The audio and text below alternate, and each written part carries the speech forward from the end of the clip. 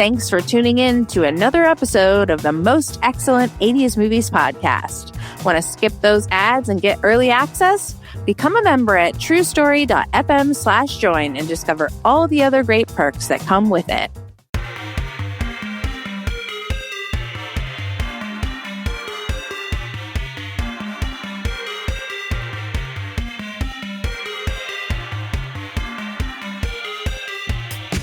Hello and welcome to the Most Excellent 80s Movies Podcast. It's the podcast where a filmmaker, a comedian, and their fabulous guests obey the commands to consume the 80s movies we think we love or might have missed with these our modern eyes to see how they hold up.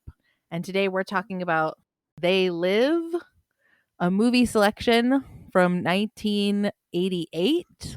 About which Google says, Nada, played by Roddy Piper, a wanderer without meaning in his life, discovers a pair of sunglasses capable of showing the world the way it truly is.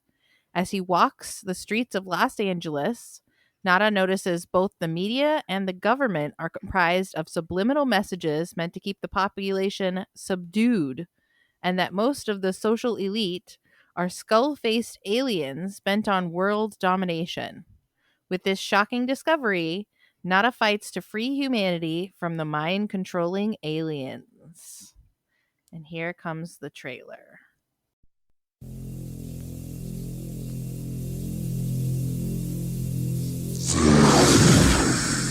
Our masters! What do these things want, and why are they here? You still don't get it, do you, boy? They have recruited the rich and the powerful. They're running the whole show. Wake up!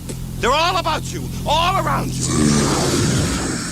Blinded us to the truth. Take a look. They are safe as long as they are not discovered. I don't know what they are or where they came from, but we gotta stop them. Stay away from me. Put these on. They have us. Look at them, they're everywhere.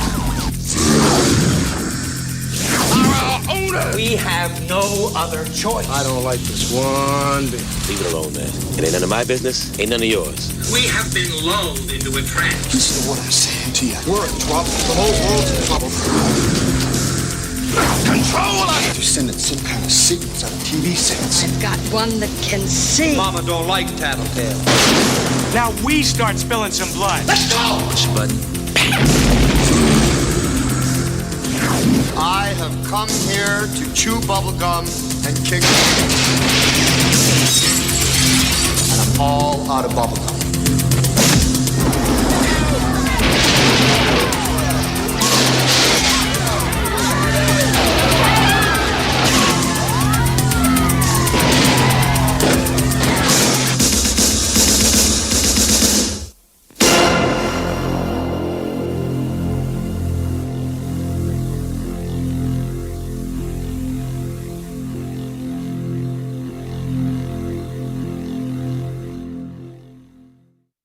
John Carpenter's They Live. Bum, bum, bum, bum. Ooh, I'm Krissy Lenz, one of the directors at the Neighborhood Comedy Theater in downtown Mesa, Arizona. And with me, as ever, is Nathan Blackwell, independent filmmaker with Squishy Studios. And joining us today, we're so excited. Our first guest, back, if you would say, from our little break, is one of our favorite guests, one of our frequent guests, because he is one of our favorite. It's the star of the last movie ever made, Mr. Adam Rini. Hello. Hello. Thank you for having me yet again.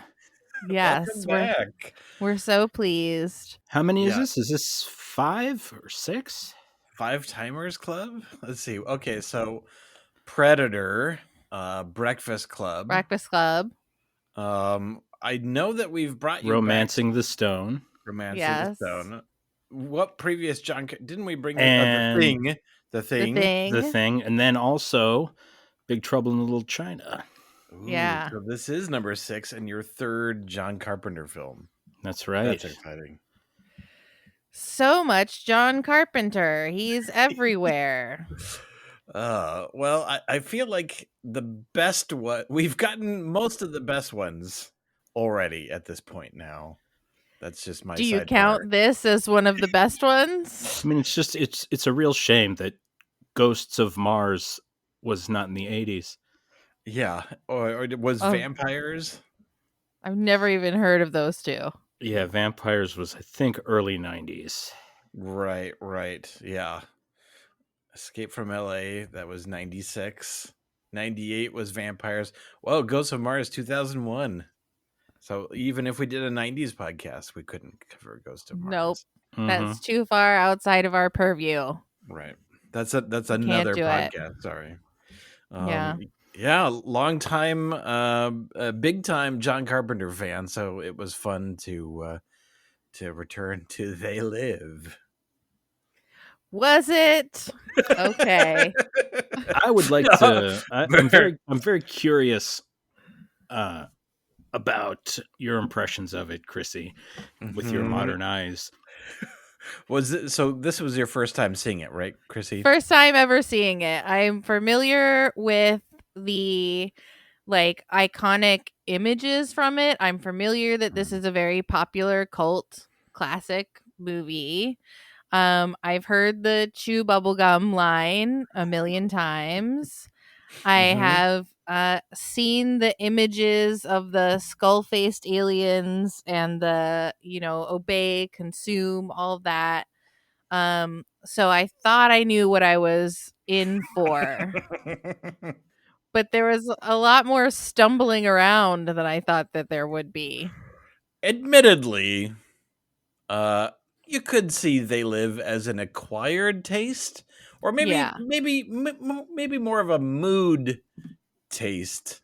Sure. I feel like this movie falls into the category of what I call like a beer and taco movie. Okay. Like Roadhouse. Like, you know what you're signing up for. You have disengaged your critical mind, and you're enjoying the outrageousness, the cheese factor.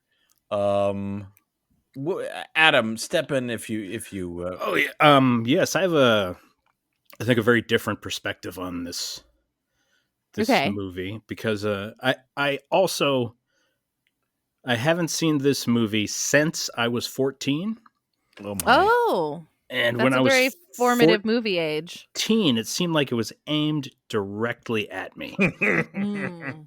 And as I was watching it, I was thinking to myself, so this movie basically goes by the same logic as the video game Fallout New Vegas. There's just Go on. a guy, and then he has a bunch of objectives in a row, and everybody's very, very forthcoming with information, and all the people that he meets are directly involved. And it's like, oh, well, it's like, mission, scope out that church, explore. Oh, you've received the sunglasses item. All right, evade capture. I feel like those who enjoy this movie are 100% aware of the things that don't work. Yeah. Don't care. It's not like it I think that's true for spell. adults. But a friend of mine challenged me to read The Caves of Steel by Isaac Asimov. Okay. And as I was reading it, I was like, wow, this is really simplistic writing. It's like, but and the plot is very obvious, and you know everything that's going to happen.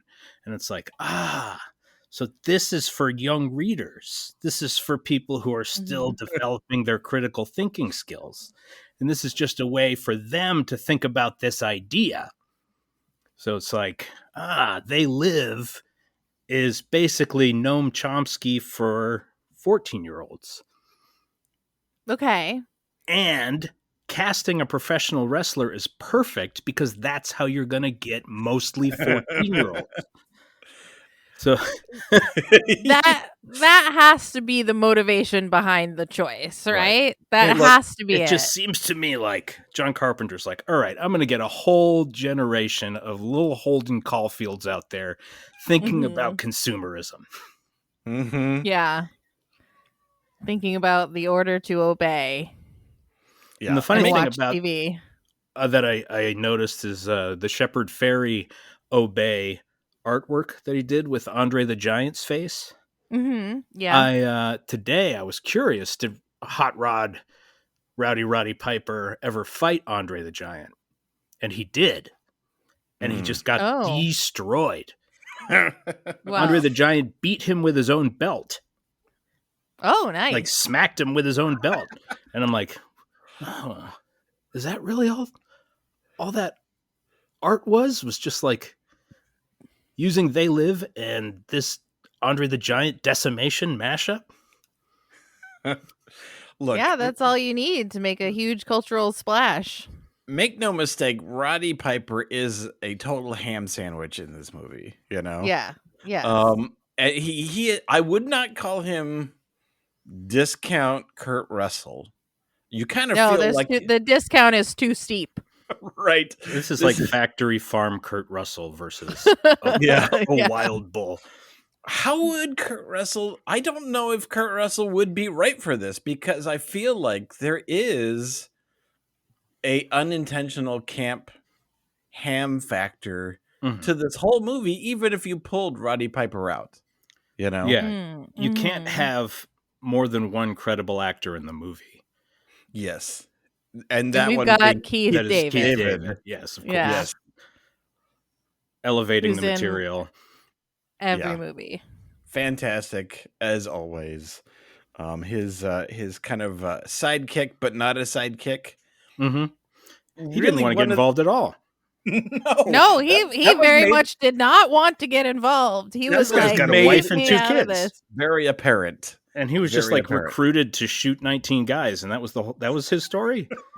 Yeah, that was the whole thing. And I was just like, I was a little shocked at how quickly Roddy Piper just went to, well, I'm going to steal a cop's gun and start shooting these guys. Right. Like, it very quickly, from I've never shot anyone to now I have killed 12 people. We don't know if he's never shot anyone. I mean, that's true. That opening scene is basically the exact same opening scene as Rambo First Blood. It's true. It's very true. It's just a guy with long hair backpack, wandering around the railroad track. Just looking for work and willing to sling a shovel with no shirt on. That's where we start. He does go to the unemployment office to try and find a job, and they can't help him.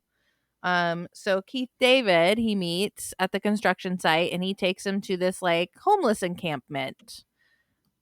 Where people are very open and willing to share what they've got, what little they have. There's a mysterious church nearby where there's always the sound of singing coming out of it. It's like definitely he wanders into Fallout New Vegas encampment and talks to all the NPCs there. Yes.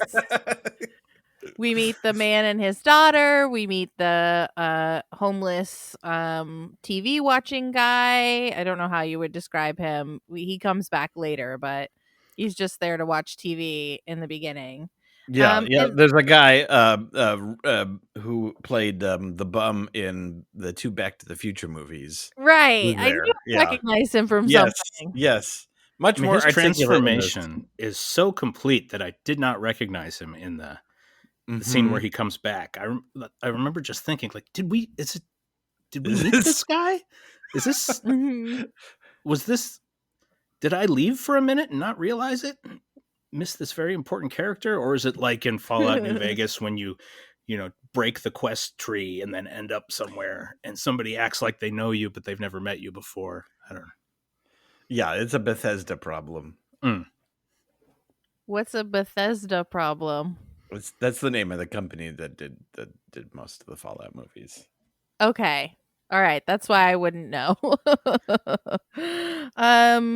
So while he's there, he discovers in the church, it's full of experiments. And you can tell they're experiments because there's like Erlenmeyer flasks filled with colorful liquids. And they're like strewn about the It place. just looks like a meth lab with some sunglasses around.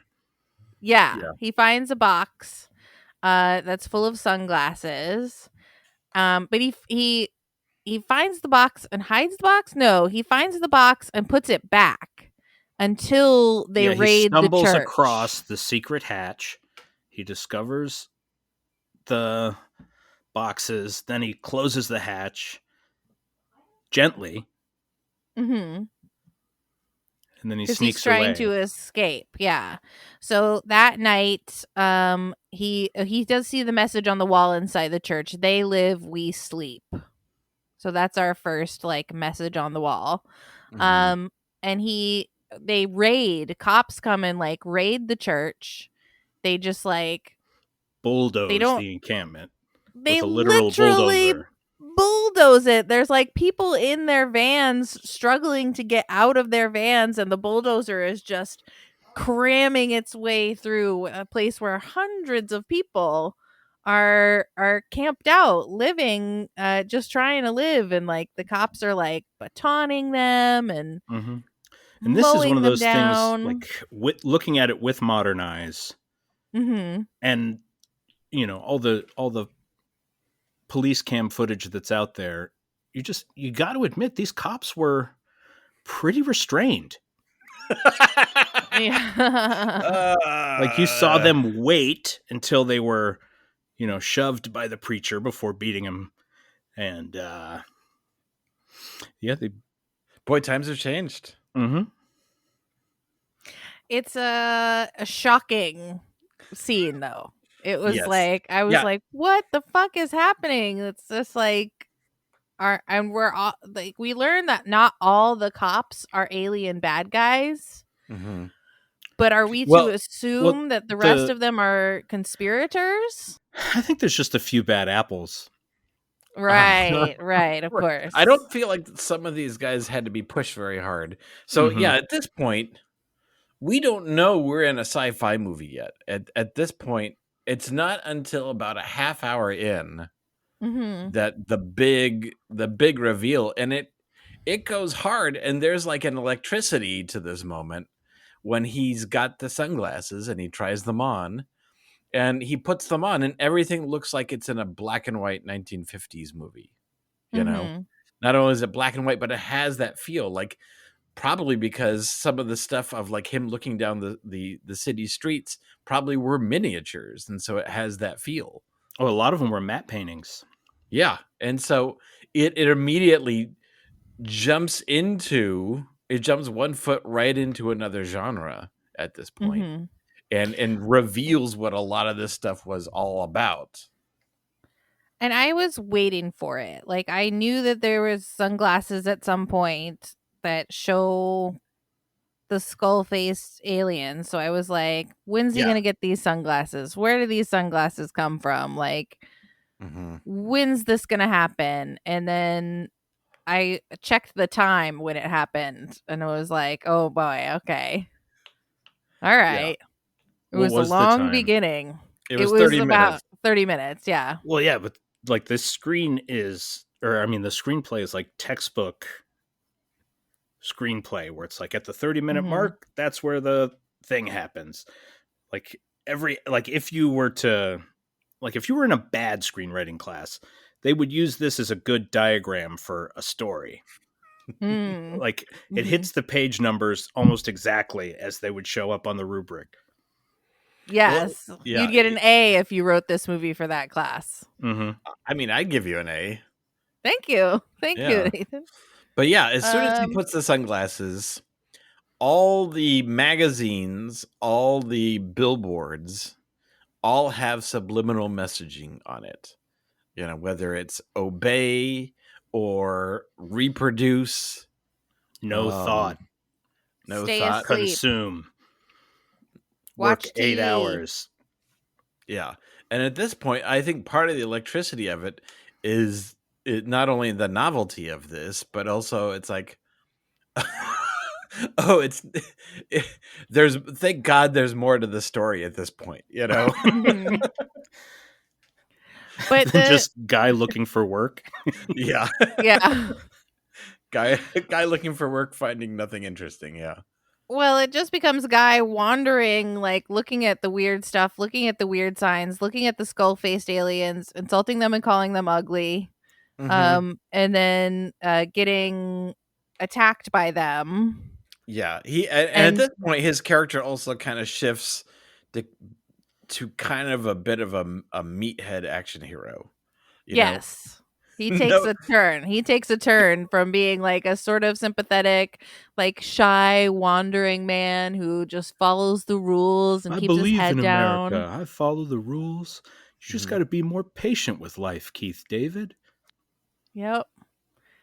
Keith David, meanwhile, is like, they're all out to get us and your man can't get ahead anymore. And like, he wants to talk about life and stuff with Roddy Piper, and it doesn't catch on. It's like, but then, new to poverty, huh, Roddy?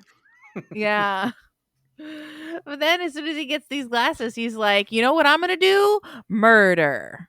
Catchphrases. I don't need any more information about these skull-faced beings. I will murder them. I think that's why I think that he probably killed people before the movie. Mm-hmm. Like he is a Rambo type. He just shows such an aptitude for it. He is an excellent shot. And he knows how to work the gun. Like if I was in that situation, I'd be like, gun, throw it at you. Unless you can just throw it. I would pull the trigger, but if nothing happened, I wouldn't know what plan B was. So plan A is shoot the gun? Yeah, that's plan A. Well, if I was in that situation. That's a good question. Plan B is throw the gun. So if you had the glasses, what would you do next? I would go and find that box of glasses immediately that I had stuffed in a garbage can. Yes, agreed. I would find a trusted friend who I don't have to fight and ask them, are you seeing the same thing that I'm seeing? Mm-hmm. Yeah, and then a sanity check. After that, then probably shoot 2 cops. Yeah, and three at least for me. Yeah, and some innocent bystanders in the bank where he goes in and does the bubblegum line. Also, like when he was walking around and looking around, not like very few people, like 1 out of every 20 or so was an alien. He goes to this grocery store and everybody's an alien. This is the alien grocery store. It was the alien grocery store. So are we to assume that he just like went into an AJ's or something? Yeah, it was probably a health food place, like a natural grocers, you know. It reminded me of the Truman Show where all the people who are in on it go to the kiosk to buy Dog Fancy magazine. Like this is where they go to get Dog Fancy magazine. So they can send non-coded messages to each other. How's the Obey thing going? Going great. High Everybody's fives all staying around. asleep. Very good. Yep. Are they watching TV? Even in homeless encampments. Are people on TV talking about how they wish they were on TV? Yes, they are. Yeah. So it's at this point, the movie, it starts to become obvious that the movie is, it's about, so there was a lot of, it's hard for us to remember as the 80s. Tiny children in the 80s, but there was a big effect of the whole Reaganomics, and you see a lot of filmmakers having a reaction to what to us seemed like the normal marketization of things, like the whole, like all these like Saturday morning cartoons, which were awesome to us, great cartoons, and we didn't realize they only existed to sell us the toy line. Like they, as soon as they were allowed to create 30-minute long commercials, suddenly there was a massive explosion of all these kid shows, like Transformers and G.I. Joe and all these other things. Reaganomics is the water that we swim in. Yeah. And that all happened very quickly, in their world. And so part of this movie is like a reaction to that, of just kind of like, yeah, I know I like capitalism, I like getting paid, but it felt like it was the whole material world thing that was becoming the new glamour that everyone kind of sought after. Mm-hmm. And this movie divides it pretty sharply into two worlds. You've got the ones who are in conspiracy with the aliens, who are trying to take over the world and force us all to obey. And then you have the lowest of the low, who are living in a vacant lot that gets plowed down by cops. It's like very stark realities. And the guy even says, while he's hacking into the TV program, they're destroying the middle class. They're destroying the middle class. And there is no middle class in this world. Mm-hmm. Yeah. There's basically and then you see plenty of humans helping the aliens, knowing exactly what they're doing. Mm-hmm. And then basically like, well, if it's gonna happen, we can't stop them. We might as well be in on the club and profit on this. Yeah, I mean, there are executives at Philip Morris, so we know those people are out there. They sure are. So he makes his next move and kidnaps a woman. A very stoic woman who's just like, you have kidnapped me. You are boss now. And probably the worst person to possibly kidnap in the whole city. Yeah. Because she's a real window shover. And she's also like there to narc on the whole resistance and get them all murdered. Yeah. Yep. But what did you guys think about the fact that he says that wearing the glasses gets you high? Well, what I took away from that is that it wearing, like, they would get exhausted after wearing the glasses, and I figure that it just kind of like burns your brain out, like for whatever reason, it just taxes you. I don't think it does anything strange beyond that. It's just kind of like getting a mental workout of having to process all that information with the glasses. I mean, so you don't think the glasses used like frequencies to activate your pineal gland to produce dimethyltryptamine to hallucinate? That's, so I'm sure that I don't know. No, I think you're exactly right. And I think that it also shows, like, when they're looking at that type, like when they're looking through the glasses, there's like a fuzzy, staticky shakiness to it too. And I think looking at that for hours and hours would give you one hell of a headache. Yeah. Yeah. And everyone says when they're breaking into the signal, like when the signal's getting cut off, that it's giving them a headache. So I think that like having the signal that they're pumping out all the time get interrupted, like gives you a headache and gives you kind of like a hangover-y type feeling. And it's become like it's become the new normal, that people are sedated by the signal as well, Yes. Yeah, it's like when you put on a 10 hours of white noise YouTube channel to try to fall asleep to, and then like 3 hours in, there's an ad. That's got to be what it's like when the signal cuts out. Yeah, and you're just like, whoa, I was almost sleeping. So he goes find the trash glasses in the back of a garbage truck. He has so many more glasses. I think I would do what Adam suggested and try and get as many people as possible to put on these glasses, so I can just be like, see guys, let's be an army to come on, I've got 50 pairs of glasses, I've got one for each of you. Why didn't they want to get that shipment out on the street? That's what they were arguing about. I was like, yeah, get them out there. Get them out there. Get him into the hands of the people. But he instead gets into a very, very long fight scene with Keith David, who is just coming to like bring him his money. He's like, here's your paycheck. And Roddy Piper is like, put these glasses on. No. Yes, put these glasses on.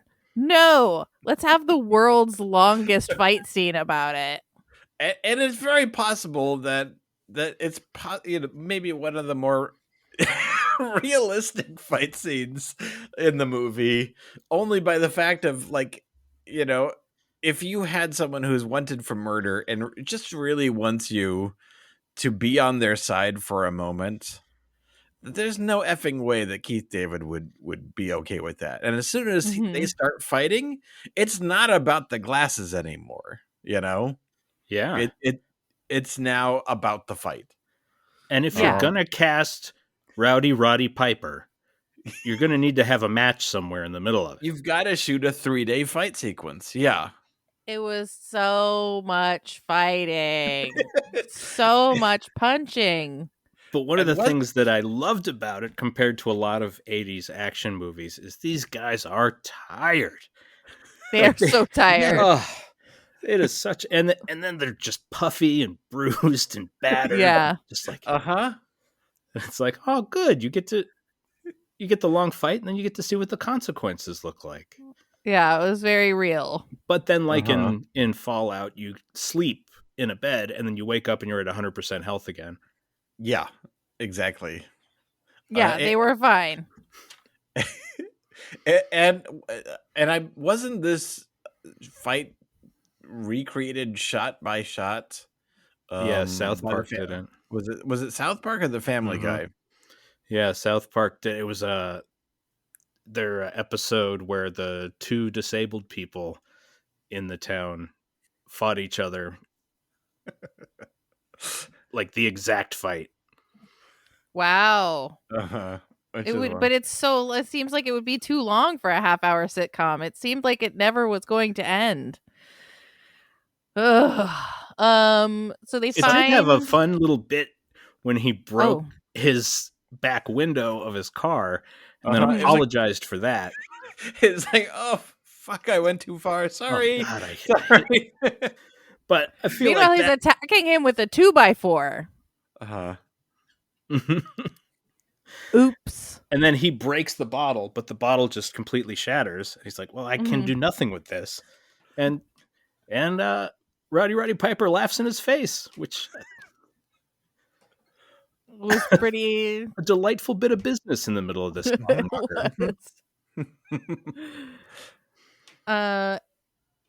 Did you find the fight scene delightful, Nathan? Yes. Although it's its own kind of delightful. Again, it's like, wow, this scene keeps going on, but I'm not bored. I'm not upset at it. You're aware that it's kind of like when someone is doing like a 10-minute jam. It's like, oh my God, this song is just, it's still going. But yeah. I think so this fight scene was like going to a Fish concert for you. Yeah. Yeah. Well, I guess it's the fight scene equivalent. But having said that, God bless it. As hammy and as someone said that this movie is both undercooked and overcooked. And yes, that's very accurate. It is both those things. Yes. But perfect for the 14-year-old palate. Yeah. Yes. It's like a hot pocket. It's like cold in the middle, but it's too hot on the outside. Exactly. My 14-year-old will eat those all day long. Again, like the optimal scenario to watch this movie is you're 2 beers in. Yeah. And you turn off your critical mind. And you let it happen. You just let it roll over you. Mm-hmm. All right. So they go to a meeting where everybody who's left from the homeless encampment has been turned. They're all in the resistance now. They get these cool contact lenses so that we don't have to see them in the sunglasses anymore. Mm-hmm. Apparently the contact lenses have less interference, so they can just wear them constantly. What I needed was a scene that was just as long as the fight sequence of them trying to get contact lenses into their eyes for the first time. Yeah. Yeah, it really did look like it was the very first time for either of them. Yeah, if you ask me, like, what would I do in the movie, I would spend 15 minutes trying to get the contacts in. Yeah, and not doing a good job of it, and being like, "Oh, I lost one. I Well, lost one." we got to trim the fight scene. The contact scene is going long. So they get the contacts. We learn about what the aliens are doing. So what are the aliens doing? What is their long-term plan? They're terraforming the planet, and the humans are like livestock. But like, how? They're not eating the humans. No, the humans are generating wealth. So the humans are generating resources and wealth, and they're basically the benefactors. They're the top 1% of that wealth. So this is the Reaganomics. Yeah, this is the Reaganomics. It's not trickle down, it's trickle up. Okay. Everyone else is working, everyone else is producing, and they're benefiting from it. Extract the wealth from the poor and feed them the dream of not being poor. So that they keep working. Okay. Thank you for explaining that, because I was just like, at what point are they going to eat humans? I don't even know if they eat meat. I don't know if their mouths work. Yeah, they didn't seem to move. They had teeth, though. Yeah. So. We don't know what they are. Maybe they're baleen like a whale. Yeah. Oh, yes. They all have to go to the ocean once a week. Well, they do shop at a grocery store. But maybe they do. But maybe they all buy the same like brand cereal, which is what they eat. So you could tell them apart by their skull faces or by the fact that they're eating grape nuts. Yeah. We don't know why they're there. That's how grape nuts are still a thing. Yeah. Consume. Yeah, we don't know what they eat, but we do know they still party. They love to party. They love a party. And even at that ball, it was like mostly humans and a scattered few aliens. So bada boom. The meeting is raided. They're mowed down. Like everyone is like shot. Yeah, it is a violent massacre. It is. If you were super duper violent. If you felt like the police raid on the camp was not violent enough, well, you're in luck. This one was much more realistic. Yeah, it was. They get trapped in an alley. They use a fancy watch to open a hole, and they end up in like the mothership, which is like. Nathan, if I'm not mistaken, this alley scene is quite reminiscent of the opening scene in the Voyage Trekkers pilot. Is that right? Is it? It is. Perhaps there's a little bit of unintentional DNA that's in me from my mentor, who I've only met once, John Carpenter. And I paid money to meet him, so it's not like like I'm hobnobbing in Hollywood circles. But yeah, one thing that I do have to say is that even some of these over the top and crazy action scenes, John Carpenter still does action really well. Like in all of them, even with characters that we've never met. We feel like we are on their team. They're being victimized. Like John Carpenter inherently is kind of a bit of a, an outsider. Like he's a bit of a, like the Snake Plissken character is kind of, I don't want to join.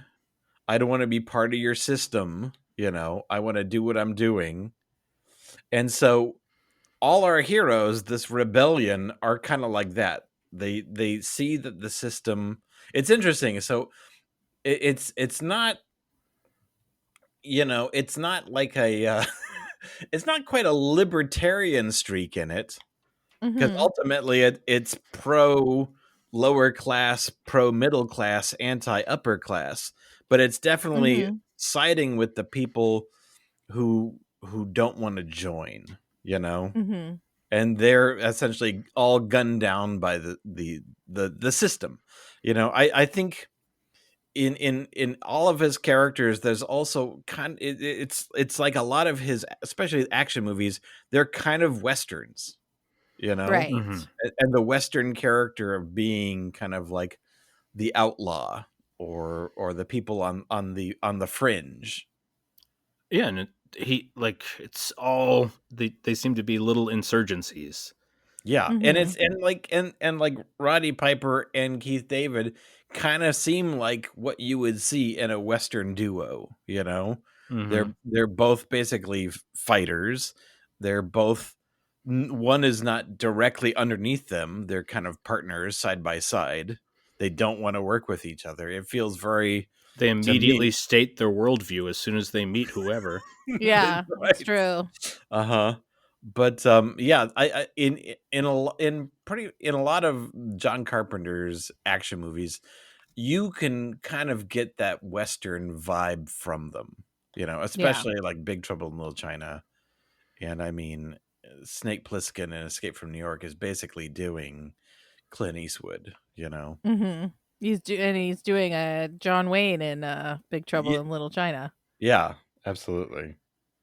So was this secret lair underground, or did they get transported? Yeah, I don't think it was a alien mothership. I think it was on Earth. It was I think everything we saw was all man-made. You know, so it was just all, I think it was at the real TV studio.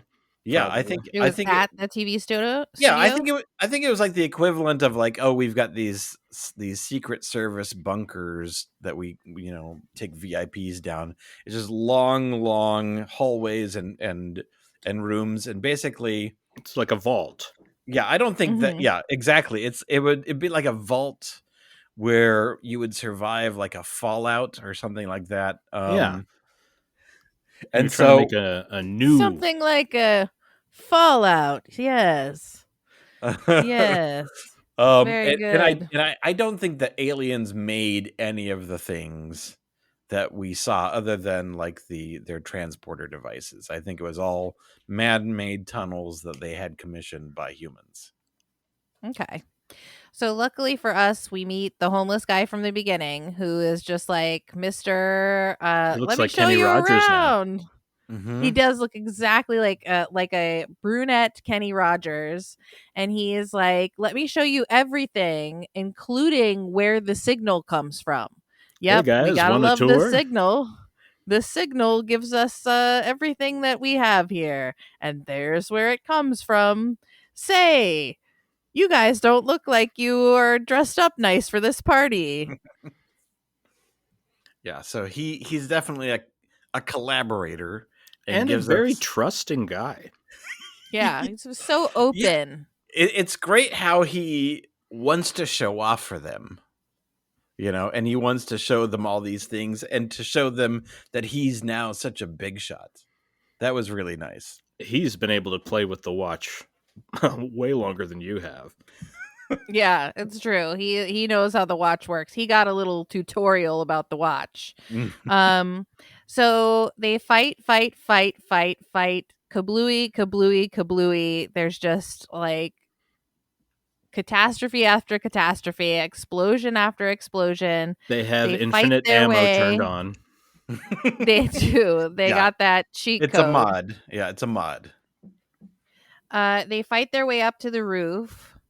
He finds Holly, who he's been looking for this whole time. We gotta find Holly. He finds her. She immediately shoots Keith David right in the head. She's just like, pop. In a startling moment. Because she's bad. They go to the roof. There's choppers, which just seem to hover threatening hover choppers. Yeah, throughout the whole Roddy movie. Piper. The eye in the sky's there. Don't really do anything, but they're watching. He shoots Holly. He blows up the thing and flips off the choppers.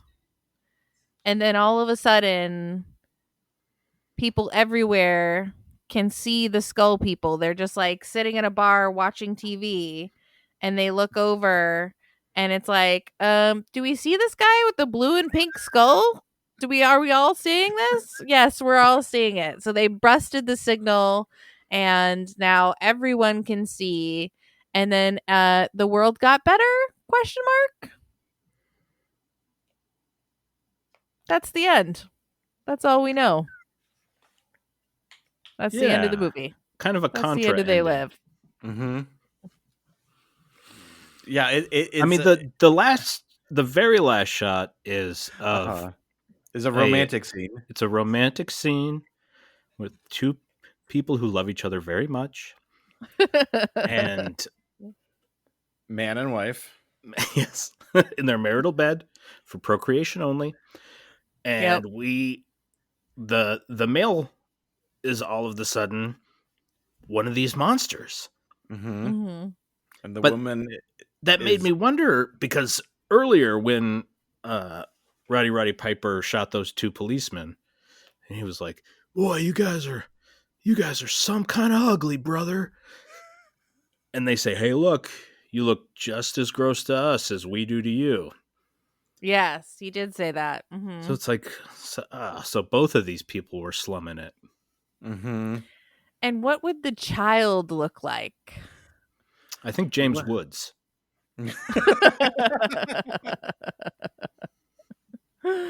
Yeah, it is like that last shot was just like, oh, we didn't have any boobs in this movie yet. It's rated R. Let's throw some boobs in just at the very last moment, just as a parting gift to our loyal fans. Here's some boobs. As a 14-year-old, I thought it was a perfect note to end on.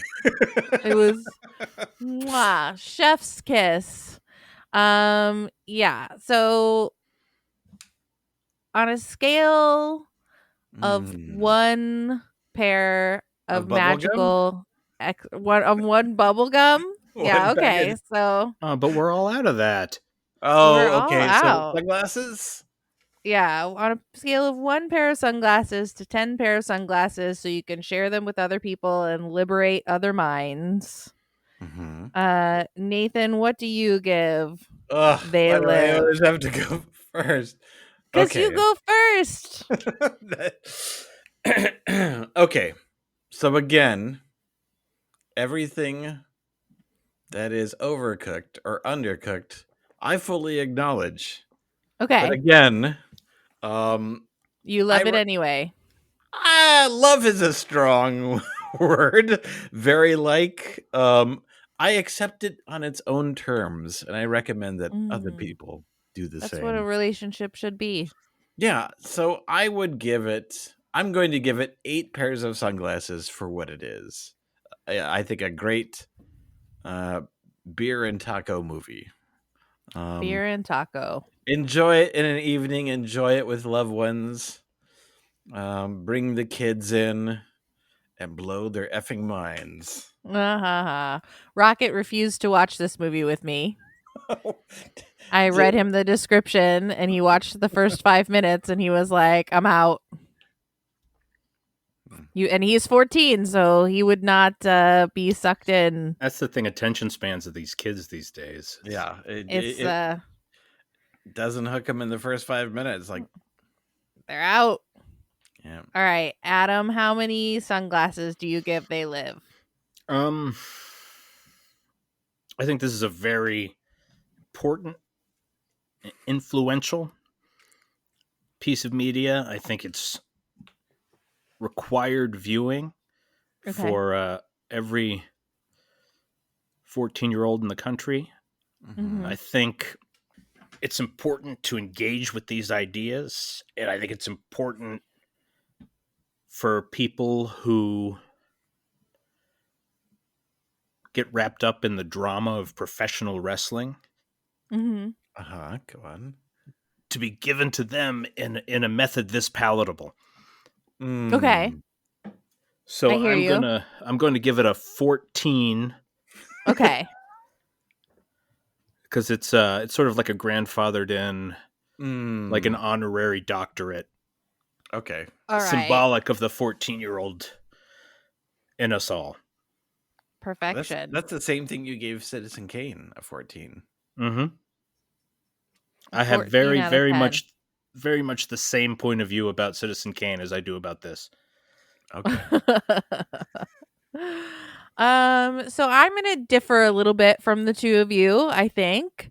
I do agree that it's important to engage with these ideas, and I do agree that this is a really interesting way to present them, and in a way that is not in a way that I think these ideas are not normally offered to this group of people who would take them in.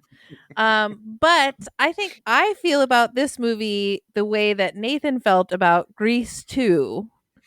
No, I It's feel just not way for different. me. It's just not for me. I'm not the 14-year-old target audience. So for me, I'll give it a 5 because I think I get it. I don't think it was a bad movie, but I don't think it was a good movie. And I didn't have any tacos and beers. I feel like you could really put that on the poster for They Live. I think I get it.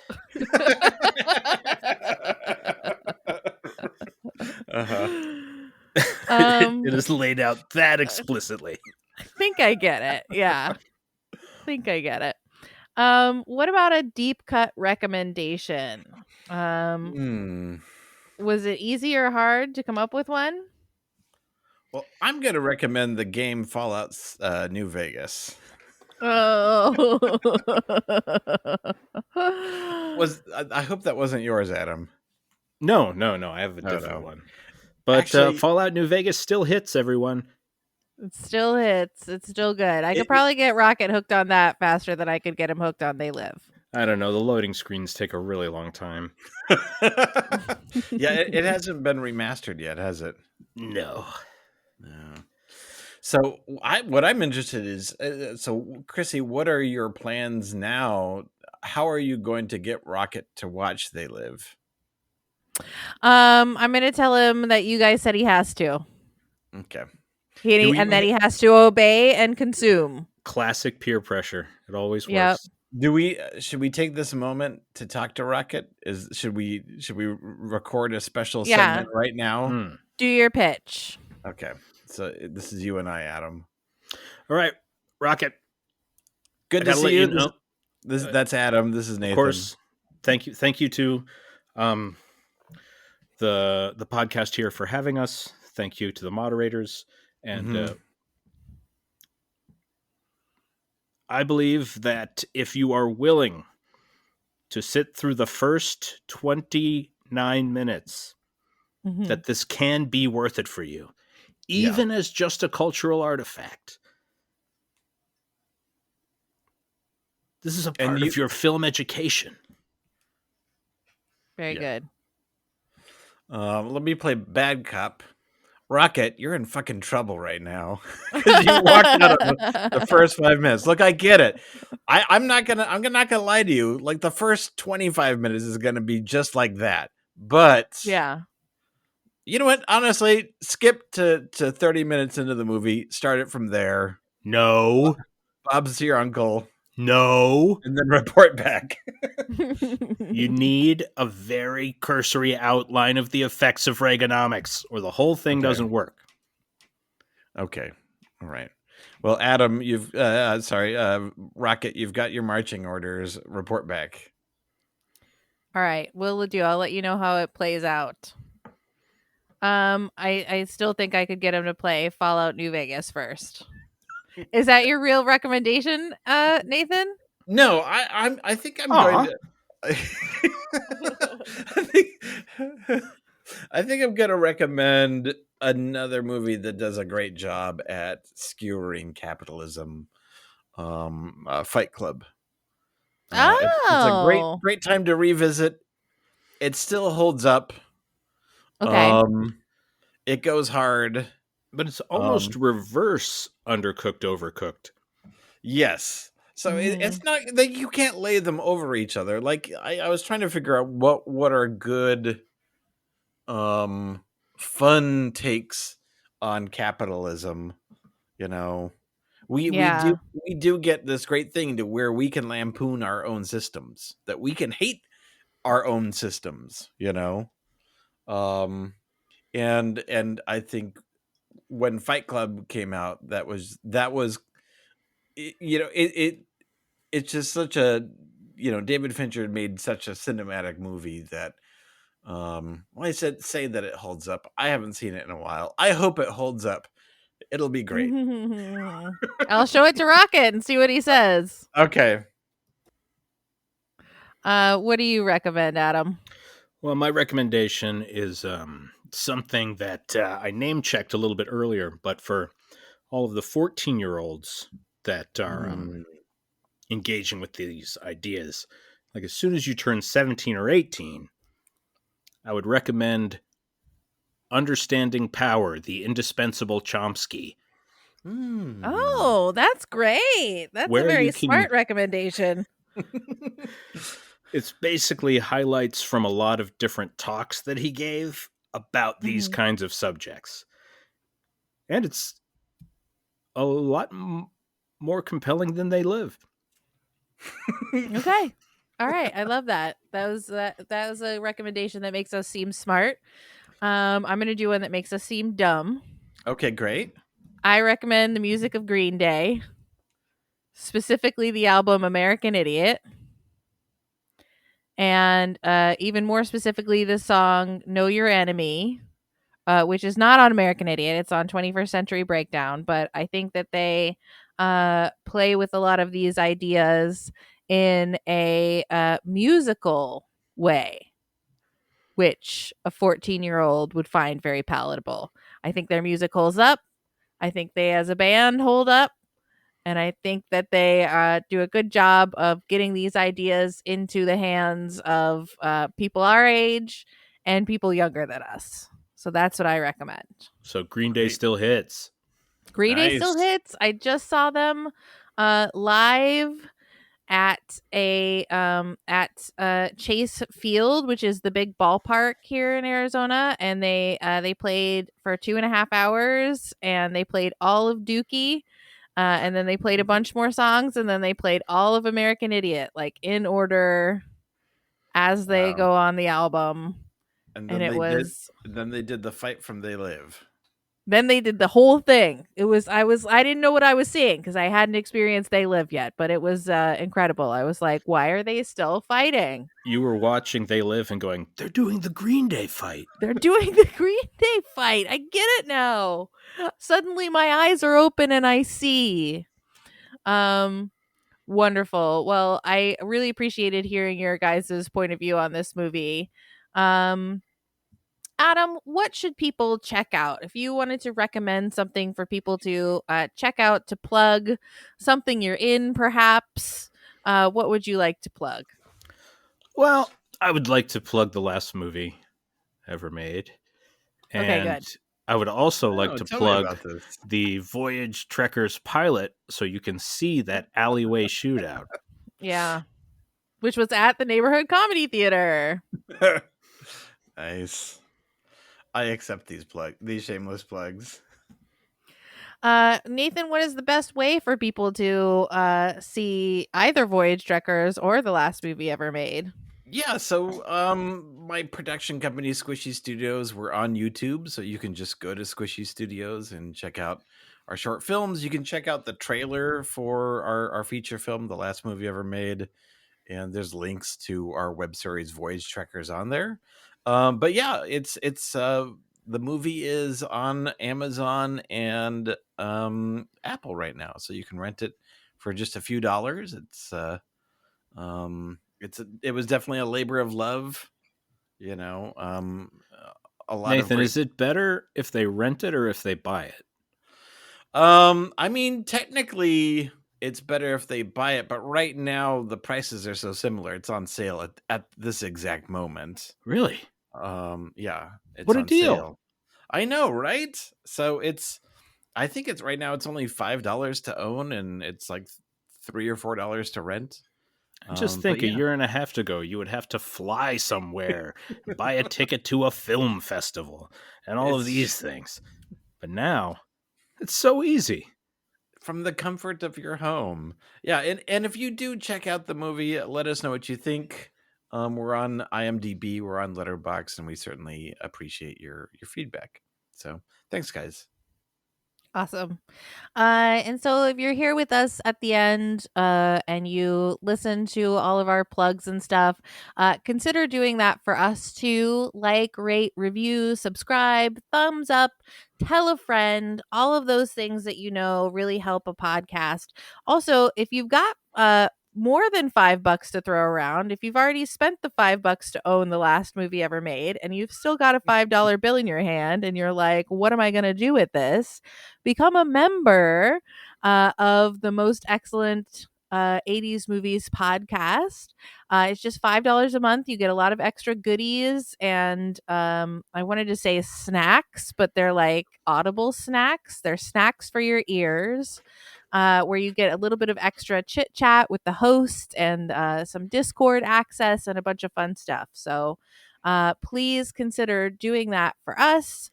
And if you do $20 a month, I will do a cameo for you if you want. Oh, you can get the star of the last movie ever made, Adam Rini, doing a cameo for you.